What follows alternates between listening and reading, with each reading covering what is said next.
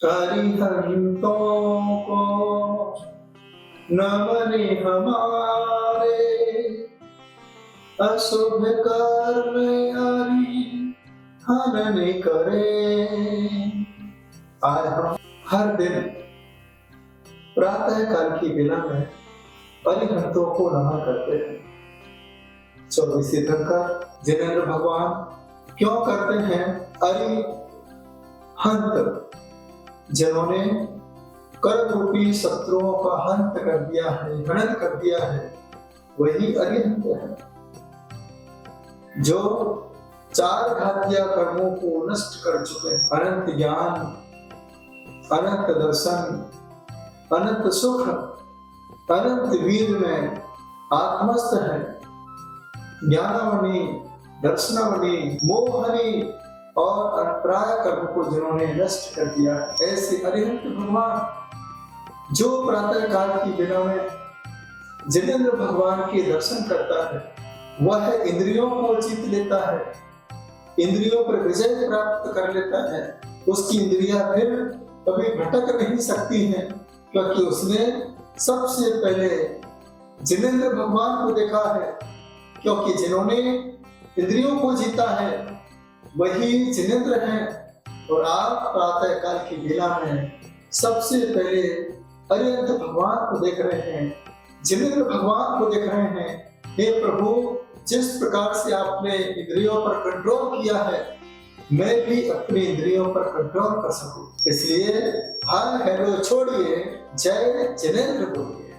जिनेंद्र भगवान जिनकी आराधना 100 इंद्रों के द्वारा होती है, जो आत्मस्थ है, जिनके दर्शन करने से पापों का नाश होता है। दर्शनम देवदेवस्य दर्शनम पापनाशनम दर्शनम स्वर्ग सोपानम दर्शनम मोक्ष साधनम। दर्शन कैसे करें? आज मंदिर में सभी जाते हैं, लेकिन मंदिर को मन के अंदर कुछ लोग ही लेकर के जाते हैं। वही मन के अंदर मंदिर को लेकर के जाते हैं जिनके अंदर मंदिर जाने की विधि पता हो, मंदिर से जुड़ने की विधि पता हो, मंदिर के साथ जुड़ करके पूजन भक्ति करने की विधि जिसे पता हो, वही मंदिर को अपने अंदर ला सकता है। जो सिर्फ चावल देता है, उदक चंदन बोल करके घुमा देता है, शुचि निर्मल नीरम बोल करके चढ़ा देता है, नीलगंध अक्षतान बोल करके चढ़ा दिया करता है। सिर्फ उसने चावल को चढ़ाने का काम किया है, अपने भावों को समर्पित करने का अभी कोई काम नहीं किया है। अरे हमने इतने चावल चढ़ाए, इतने चावल चढ़ाए कि चावलों का सुमेरु पर्वत बन गया। हमने इतना अभिषेक किया, इतना अभिषेक किया कि सागर का जल खाली हो गया। लेकिन हमें इससे मिला क्या? कुछ नहीं मिला। क्यों नहीं मिला?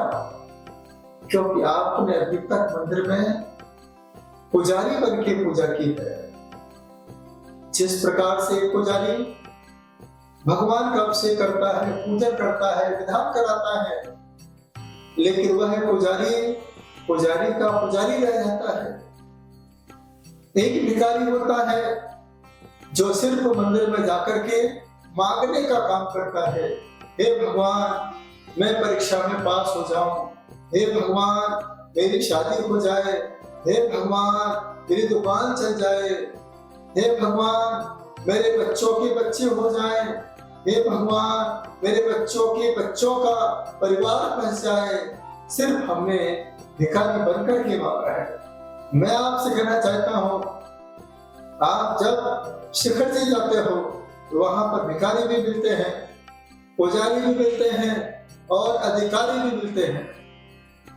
भिखारी सिर्फ मांगता है, उसे चावल मिल जाते हैं, पैसा मिल जाता है, वह खुश हो जाता है। उसे फिर मंदिर जाने की जरूरत नहीं पड़ती है। बढ़िया भजन गाता है, सावरिया पारसनाथ शिखर पे भले विराजो जी, ऐसे सुंदर सुंदर भजन गा करके वह भीख मांगता है और अपने जीविका को चलाता है। भिखारी जीवन भर भिखारी ही रहता है, दहलीज के पास बैठा होता है। एक पुजारी है जो भगवान के सामने तो खड़ा है, यदि कोई सेठ आ जाए, धनपति आ जाए, उसका मन पूजा में नहीं लगता है कि ये बड़ा सेठ आया है, धनपति आया है, उसके नाम से जमीन ने शांति धारा कर दी, उसके नाम से मुझे अर्घ्य चढ़ा दिए, यह कुछ ना कुछ जरूर देके जाएगा। ऐसा भाव लेकर के जब पुजारी पूजा करता है तो उसे सिर्फ 1500 रुपए मिलते हैं, जहां साक्षात 3 लोग का रत्न बैठा हुआ है। वहां सिर्फ हमने क्या मांगा, उस सेठ से 500 रुपए 1000 रुपए मांगे, आपका पुण्य क्षीण हो जाया करता है। आपको कुछ भी नहीं मिलता है, जीवन भर पुजारी की पुजारी रहते हो, जो आपको मिलता 10-15 हजार रुपए, इसी में ही आपका जीवन चला करता है। एक होता अधिकारी जो भगवान के मंदिर में तो जाता है, भगवान को निहारता है, प्रार्थना करता है और यही भावना रखता है, जो पदवी आपने पाई है मैं भी उस पर ललचाया हूँ। सुर नर किन्नर गणधर फणधर योगी जन ध्यान लगाते हैं, भगवान तुम्हारी महिमा का यश गान मुनीश्वर गाते हैं। जो पदवी आपने, हे भगवान, मैं आपके पास सोना लेने नहीं आया हूं, मैं जानता हूं कि आप पारस हैं, और पारस जिस लोहे को छूता है वह लोहा सोना हो जाया करता है। लेकिन मैं यहाँ सोना लेने नहीं आया हूँ, चांदी लेने नहीं आया हूँ, हीरे मोती लेने नहीं आया हूँ। जो पदवी आपने पाई है, ये पारस जिस लोहे को छूता है वो सोना हो जाया करता है। मैं तो पारसनाथ को छू करके स्वयं पारसनाथ होने के लिए आपके दरबार पर आया हूँ। जो पदवी आपने पाई है मैं भी उस पर ललचाया हूँ। वंदे तत्पुरुष लब्धे, हे भगवान, मुझे भी आपके जैसे गुणों की प्राप्ति हो। जब कोई बच्चा सीए की तैयारी करता है, यही भाव रखता है कि मैं भी सीए बन जाऊं। कलेक्टर की तैयारी करता है तो मैं भी कलेक्टर बन जाऊं। डॉक्टर की तैयारी करता है, वह सोचता मैं भी डॉक्टर बन जाऊं। वकालत करता है तो सोचता मैं भी अच्छा वकील बन जाऊं। उसी प्रकार से जब वो संत के संपर्क में रहता है तो आपके भाव भी संत बनने के होना चाहिए। रोज भगवंत की पूजन करते हो तो आपके भाव भी एक दिन भगवंत होने की होना चाहिए, तब जाकर के पूजा का फल प्राप्त हो सकता है। जो पदवी आपने पाई है मैं भी उस पर ललचाया हूँ, ऐसे भाव जब तक नहीं बनाओगे तब तक हंत कर्मों का हंत नहीं हो सकता है। यह कर्म ही संसार में कर्म कराने के लिए मजबूर कर देते हैं। इसी कर्मों के चक्रव्यूह में फंस करके अनादि काल से हम कर्म ही कर्म करते आए हैं, लेकिन फिर भी यह कर्म पूरा नहीं हुआ है। हमने कितनी जिम्मेदारी को निभाया, पूरा करने का प्रयास किया, जिम्मेदारी पूरी नहीं होती है, लेकिन समय पूरा हो जाता है तो संसार से विदा हो जाते हैं। आप मुझे हर दिन सुनते हैं, मैं आपको हर दिन सुनाता हूँ, लेकिन आज मैं कुछ आपके मन के अंदर अध्यात्म की भावना पैदा हो जाए, आपके अंदर धार्मिक आस्था का बीजारोपण हो जाए। अब आपका समाधान अरिहंत भगवान के दर्शन से हो जाए। अरिहंत भगवान आपको क्या नहीं दे सकते? अष्टानिका के पूजन में 8 दिन तक देव नंदीश्वर जाकर के पूजन करते हैं। उसी पूजन के फल से देव गति का सुख प्राप्त करते हैं। सोचिए, पूजन करते करते भाव अच्छे रहे तो आज तुम्हारे पास कुछ नहीं है, कल आपके पास देवों जैसा सुख प्राप्त होगा। और आज छोटी छोटी चीजें मांगोगे तो आप सिर्फ संसार में ही देव बनोगे, जब देव बनोगे तो सरकार कहेगी भैया आप तो देव जैसे हो, लाओ कुछ देव। फिर आप कहोगे महाराज जी बड़े परेशान, इनकम टैक्स ऑफिसर परेशान कर रहा है, ईडी के छापे पड़ रहे हैं, कोई ना कोई मांगने आ जाता है और बन जाओ देव। तो देव बनोगे तो देव देव देना ही आपको पड़ेगा। तो ये पंचम काल है। इस पंचम काल में जितना ज्यादा पैसा इकट्ठा करोगे उतने कष्टों को सामने इकट्ठा करते चले जाओगे, उतनी ही परेशानी आपके सामने इकट्ठी होती चली जाएगी। जो भगवान की पूजन में सामग्री समर्पित कर देता है, विनय भाव के साथ जाता है, वह साक्षात स्वर्ग की सामग्री को पाता है। वहां पर फिर कोई मांगने वाला नहीं है, वहां तो सिर्फ भगवान की पूजन होती है।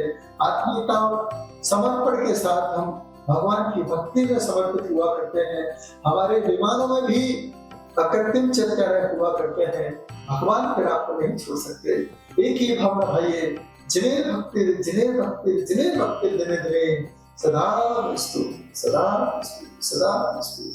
जिन धर्म विरण मुक्तो मां भवे चक्रवर्ती चाचेष्टोपि नरेंद्रोपि जिन धर्मानुवासता।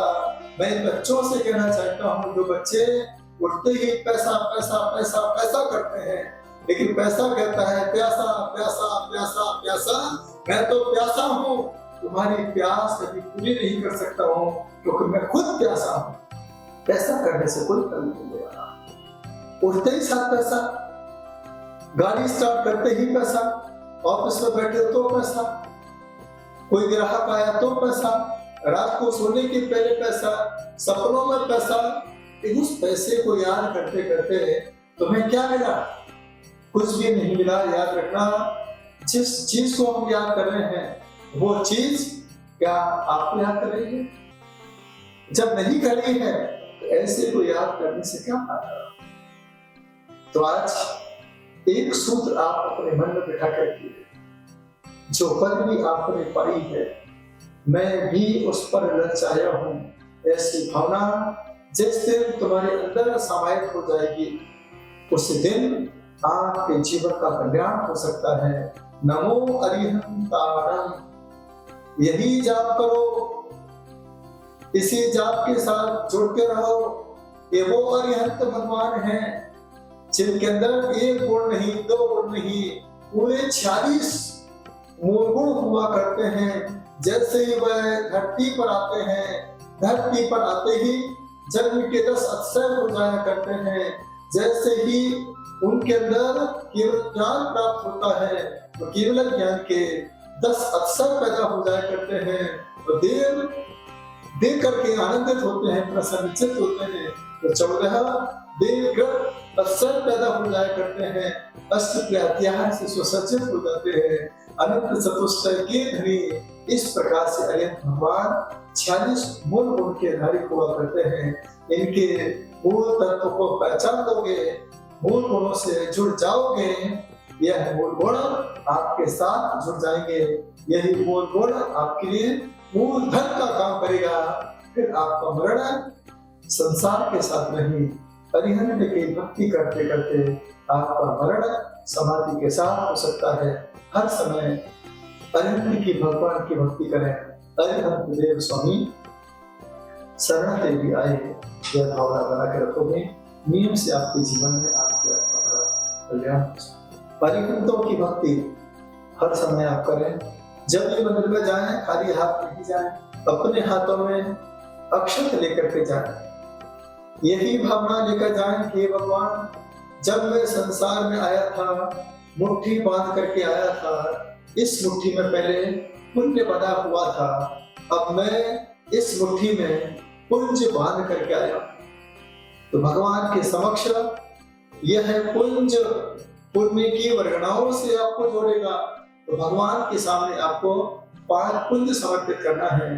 क्या बोल करके? जैसे शांतिनाथ भगवान है, आदिनाथ भगवान है, पारसनाथ भगवान है, महावीर स्वामी है। मैं जानता हूँ कि आप नमो अरिहंताणं बोलोगे, नहीं, यहाँ पर आपको अरिहंत भगवान बने कैसे, तीर्थंकर भगवान बने कैसे? पंचकर्ण के प्रभाव से आपको बोलना है ओम ह्रीं शांतिनाथ जनेन्द्राय गर्भ जन्म तप ज्ञान मोक्ष कल्याण के भ्यो अर्घम निर्वपामि स्वाहा। तब जाकर के अरिहंत भगवान का अर्घ चढ़ेगा, तीर्थंकर भगवान का अर्घ चढ़ेगा और आपने अरिहंताणम नमो सिद्धाणम नमो आर्याणम नमो वज्राणम नमो रे सब सामने बोल दिया। वहाँ वेदी पर ना तो आर्याणम है, ना वो छायणम है, ना सागुणम है।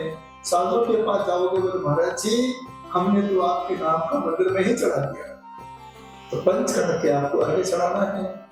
ऐसे पूरे भाव के साथ जिनवानी के सामने खड़े होना है, 4 कुंड चढ़ाना है, कृतवानियोग, कर्णानियोग, चरणानियोग और द्रव्यानियोग बोल करके आप 4 कुंड समर्पित करें। और आचार्य उपाध्याय साधु के पास जाना है, 3 कुंड समर्पित करना है। सम्यक दर्शनाय नमः, सम्यक ज्ञानाय नमः, सम्यक चारित्राय नमः। उसके साथ आपको नमोकार का कायुत्सर्ग करना है।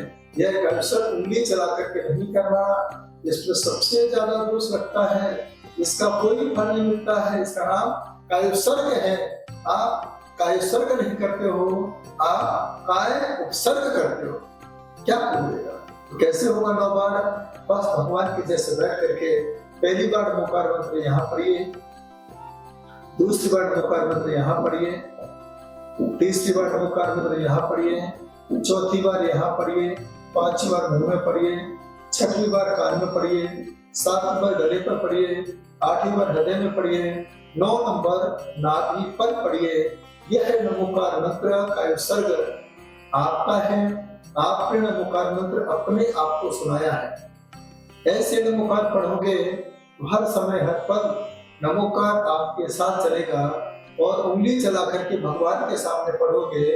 ऐसा लग रहा है जैसे आप नमोकार मंत्र अपने आप को नहीं भगवान को सुना रहे।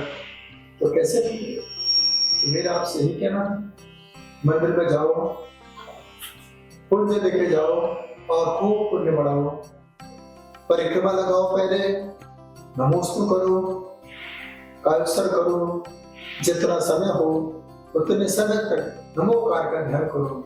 यही नमोकार मंत्र आपको भव से पार लगा सकता है और आपकी आत्मा का कल्याण कर सकता है।